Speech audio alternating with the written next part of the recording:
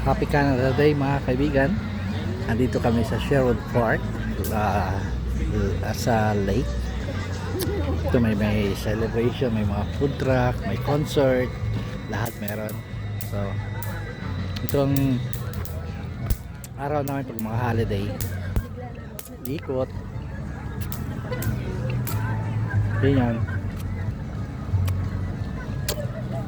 pagkain, nabibili kami, enjoy ang buhay. Kaya simple lang pero enjoy.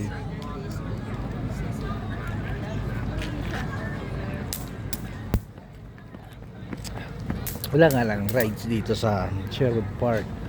Hindi ko lang alam sa ibang lugar kung may rides during Canada Day, pero dito kaya tahimik, salo-salo lahat ng tao.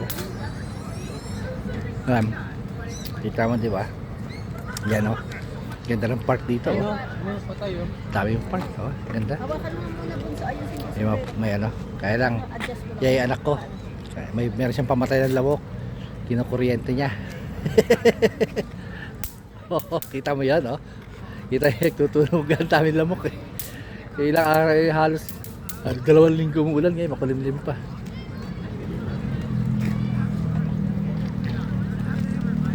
Yan, yung commander ko, nagbablog din ang commander ko sa Facebook naman siya. Yan,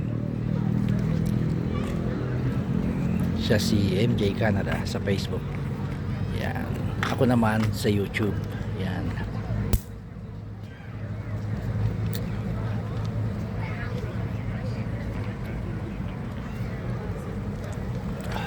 ito muna kami, standby kumakain. Ito muna, mamaya iikot. Kaya muna kami.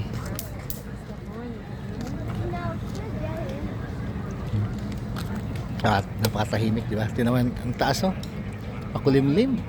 Mga babagsakan ko lang mamaya. May fireworks ngayon eh, 11 ang fireworks, 11 PM before midnight. Pero saglit na ng fireworks, 10 to 15 minutes tapos na yung fireworks dito. Isang lugar lang dito lang sa park, so kaya wala masasaktan kasi merong taong taga sinde ng mga fireworks na yan. Dito lahat certified, may license sila.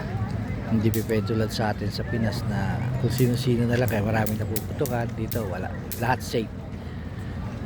Ano rito kasi for safety reason lahat. Yun ang maganda.